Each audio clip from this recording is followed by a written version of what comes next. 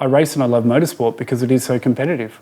Be it lap time or be it door to door, it's still about competing and winning and getting the best out of yourself and out of the car. My name's Malone and this is my Nissan Super GT Z.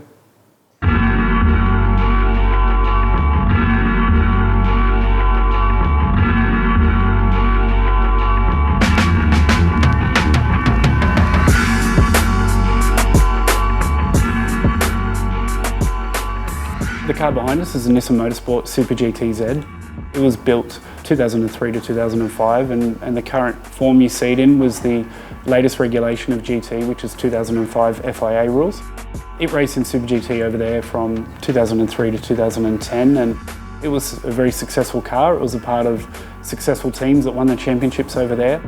I'd been tracking the history of this car and I knew that it had sold to an owner in Canada.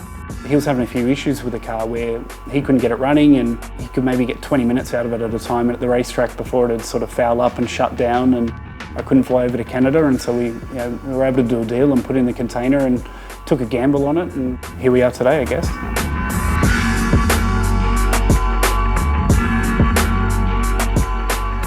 You can't just make things for this, you have to take out everything that's there and start with modern technology. I knew the computer system in it is an old Pectel, Cosworth sort of, it was literally 90s DOS technology. It's no longer supported. You can't get replacement computers for it. All the firmware on those computers are especially made for Nissan Motorsport. Should that not work, then I'll never be able to tune the car, I'll be stuck. What we discovered was that the reason the car wasn't running previously with the old owner was where he was in Canada was 3,000 feet above sea level. The car was programmed and only mapped to run at sea level, and it doesn't have a compensation in there for barometric pressure. It's a shame because he obviously could have got the car running, and they battled with it for a long time, but it's all running here, and thankfully, touch wood, we're able to keep running the car.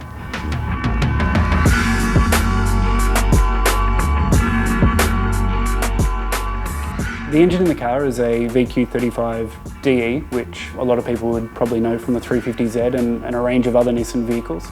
Yes, it's a road car drive block and cylinder head, but it does output about 150 horsepower per litre.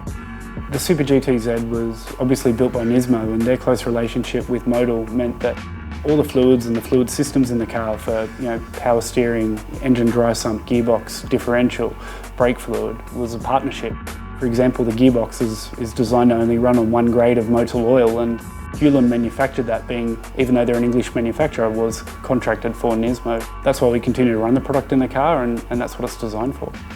When we're in a controlled horsepower category, 3 horsepower through a viscosity of oil being too heavy could be the difference of 5 kilometres down a straight.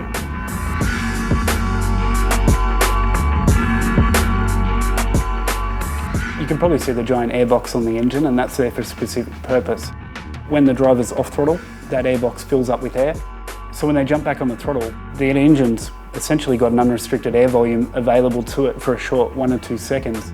It's a little cheeky way of getting around air restrictors and horsepower restrictors, and it's quite a clever thing. All the manufacturers do it.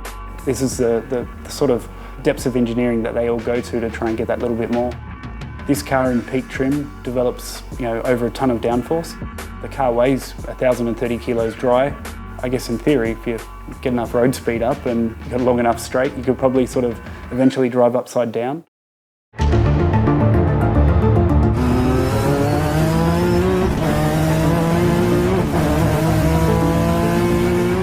We took the car out for its first big public outing, and that was World Time Attack Challenge here in Sydney.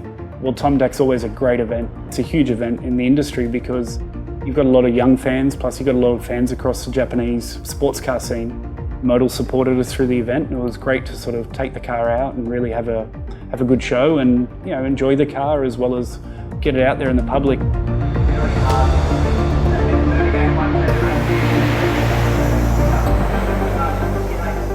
World Time Attack was great for us, and we learned a lot about the car.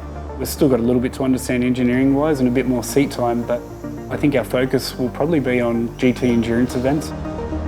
One of the great things about buying this car was I was able to get all of the work spare package that was left over. If I didn't have those, the car would basically be just a showpiece sitting in a showroom, That's where it'd stop.